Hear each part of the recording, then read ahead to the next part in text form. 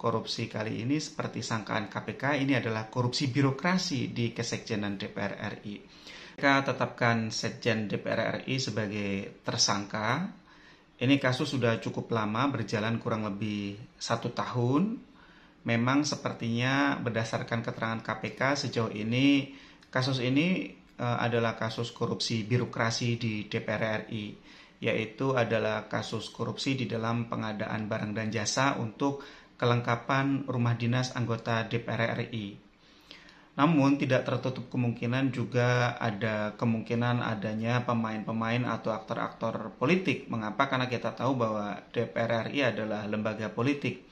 Oleh karena itu menjadi tugas dari KPK untuk mendalami siapakah perusahaan-perusahaan yang memenangkan tender untuk melaksanakan proyek pengisian kelengkapan rumah jabatan di DPR RI tersebut.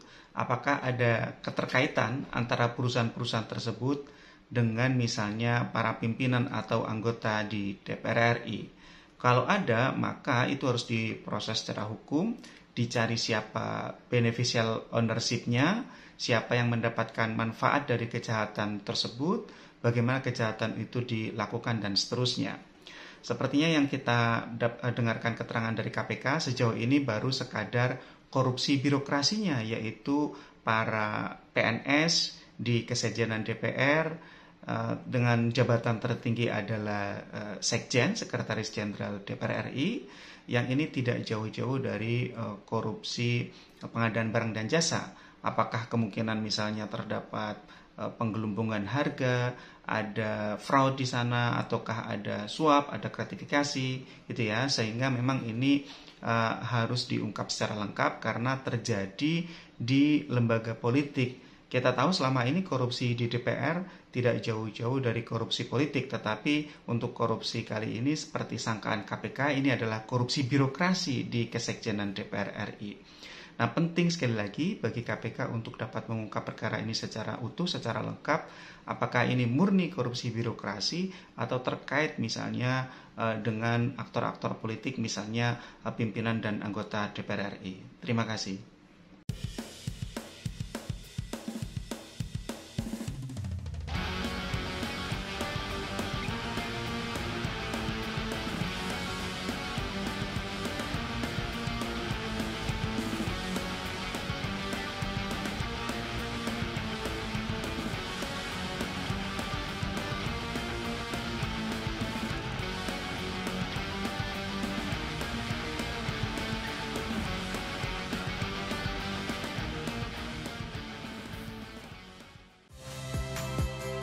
Saya Nitya Anissa, saksikan program-program Kompas TV melalui siaran digital, pay TV, dan media streaming lainnya.